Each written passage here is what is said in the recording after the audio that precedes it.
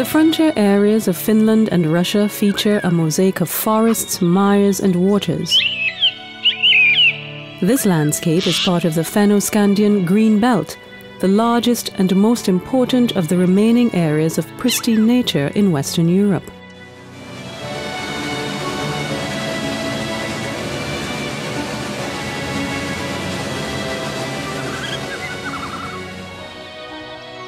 In the Kainuu and Koillismaa regions, there are several valuable Natura 2000 protected areas belonging to the green belt that have for the most part remained in their natural state. However, in some of the areas there are traces of previous forestry operations, such as drained mares and managed forests. The Greenbelt Life Nature project, funded by the European Union, strives to improve the quality of these areas.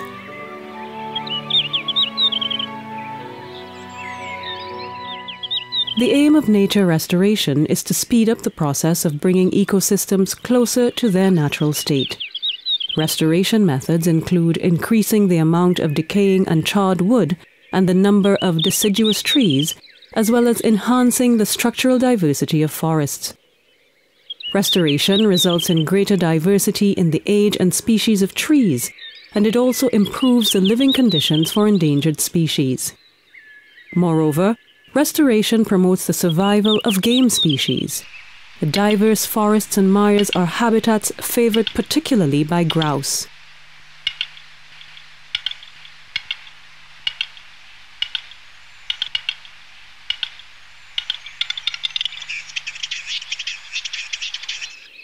Restoration is a way to increase the value of conservation areas.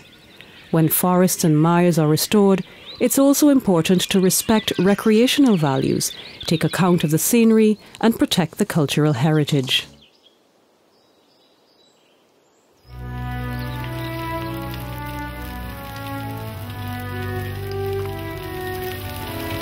Forest fires are an integral part of the life cycle of northern boreal forests.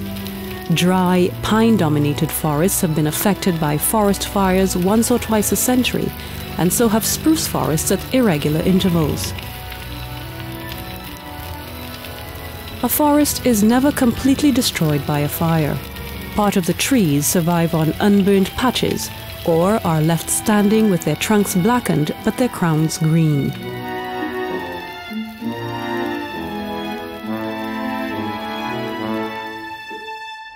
These days, forest fires are rare, which is why forests in conservation areas are restored through controlled burning. Part of the trees die, thereby providing a delicious meal for species that depend on dead and charred wood, especially many rare and endangered beetles. Studies are conducted to monitor changes in the species of insects living in burned areas. The first species dependent on burned wood find their way to a new feeding ground within a few hours of a fire. Jewel beetles and powder post beetles are examples of typical species living in burned trees, while charred birch stands are favoured by coal fungi and scarce fungus weevils which thrive on coal fungi.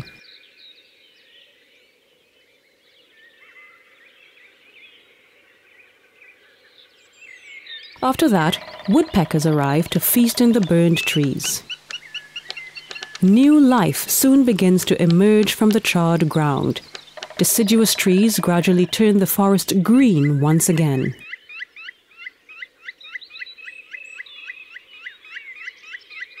Trees always suffer various degrees of damage in forest fires, so they also die and decompose at different times.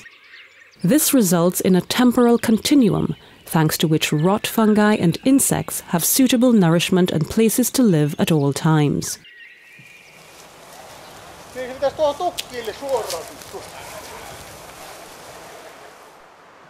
In Finnish conservation areas, sites have been chosen where forest is burned at regular intervals. These national so-called fire continuum areas safeguard the survival of species that depend on and favour fire. The controlled burning of forests in conservation areas will continue in the future. These measures are the responsibility of the Natural Heritage Services of Metsähallitus, which manages the conservation areas.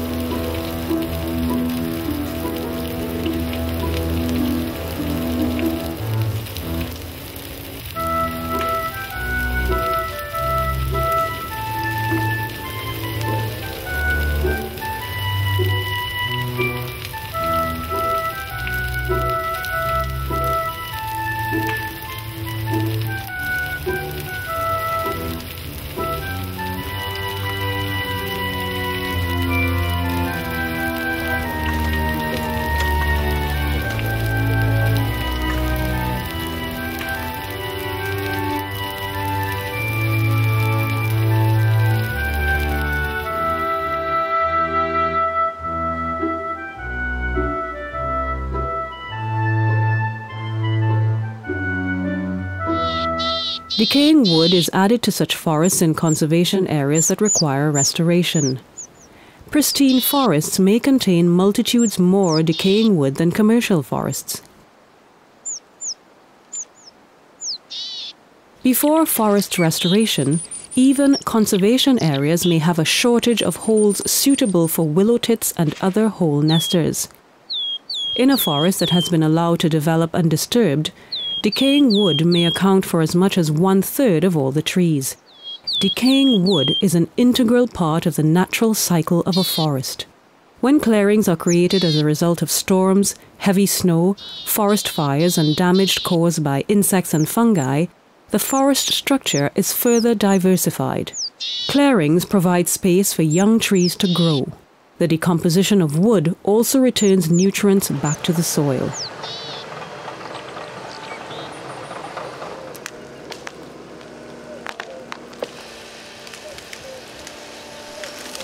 Decaying wood is added by, for example, bringing down large trees using excavators.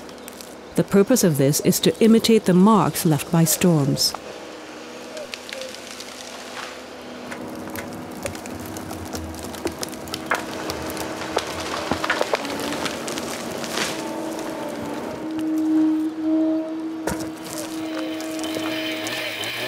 Another restoration method is girdling, which causes a standing tree to decompose gradually. Girdling is a process whereby bark is removed from around a tree.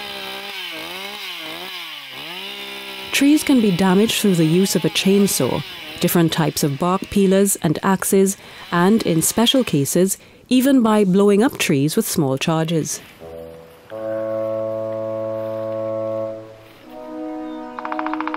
Decaying wood is home to many types of bracket fungi and other rot fungi. They often specialize in decomposing certain species of trees in particular stages of decomposition.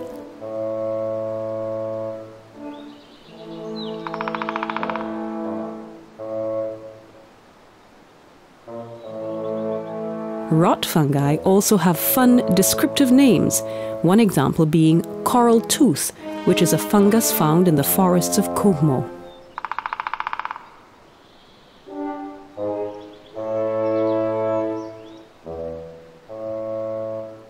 Mosses, many of which are endangered, also depend on decaying wood.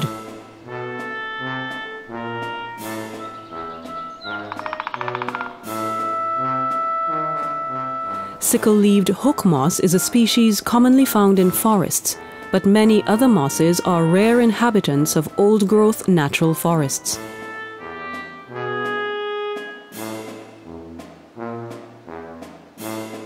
The structure of a former commercial forest can be made more diverse by cutting down individual trees and making small clearings. The creation of small clearings in planted forests gives young deciduous trees the opportunity to start growing and gradually develop into large trees which enrich the forest structure. This method can also be used to increase the number of aspens, which are important for biodiversity.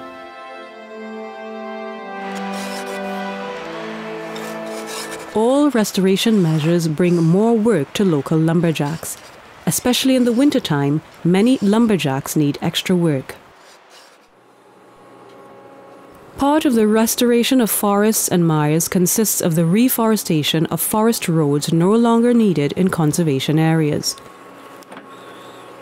This reduces unnecessary traffic and makes the areas more peaceful, benefiting both animals and nature lovers.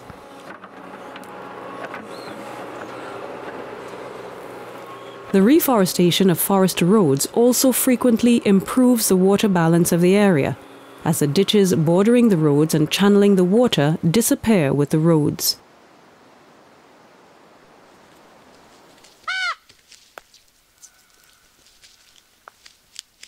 The Greenbelt Life project also includes building artificial nests for golden eagles in order to make their lives easier. During eagle migration, white-tailed eagles heading towards Russia can also be encountered in the area's mires.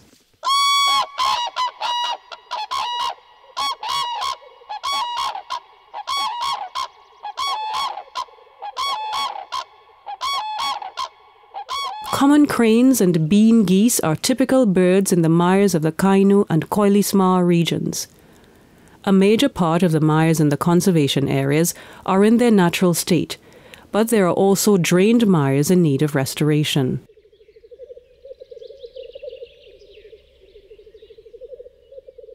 Mire restoration involves restoring the high water table typical of the mire that has been lowered through drainage. In connection with mire restoration, it is often possible to restore the original natural brooks by redirecting the water into them.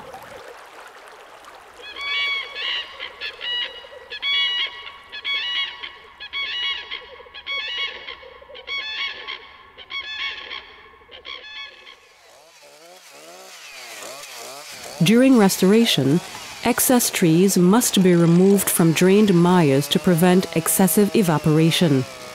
If the mire used to be open, all trees are removed. When spruce mires and pine bogs are restored, part of the trees are left where they are.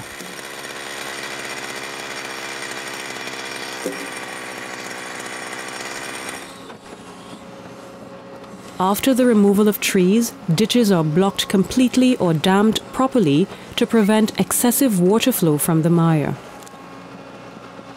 Over time, ditches would often become blocked by vegetation on their own, but then it could already be too late for many mire species. For this reason, the restoration is accelerated.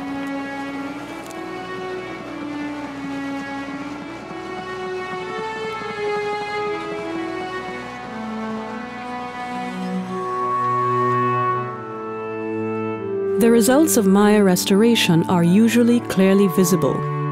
Studies show that cloudberries and cranberries in particular returned quickly to restored mires. The recovering layer of sphagnum moss and other mire vegetation, flowers included, attract butterflies and other insects that specialize in these plants.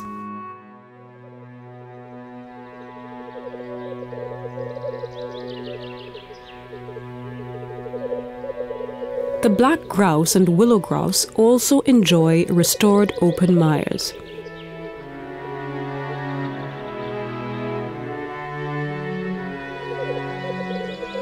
Mires located in conservation areas are also favored by wild forest reindeer, which prosper in the backwoods of Kuhmo.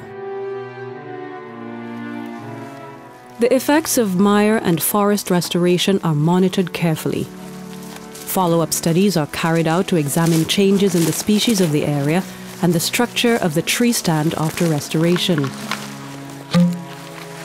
Changes taking place in the surrounding areas are also studied, as the conditions in these areas have an effect on how well the original species, which have often declined, are able to return to the restored area. Follow-up studies are needed to enable the use of methods that are the most feasible ecologically and economically. At the same time, practices that have been found to be erroneous or unproductive can be changed. In the Greenbelt project areas in the vicinity of the Russian border, the areas to be restored are vaster and more species-rich than in other parts of the country. This is why the goals of restoration can also be set higher. For these restoring mires and forests, cooperation with local residents is important. When everyone understands what the restoration of nature means, cooperation goes more smoothly.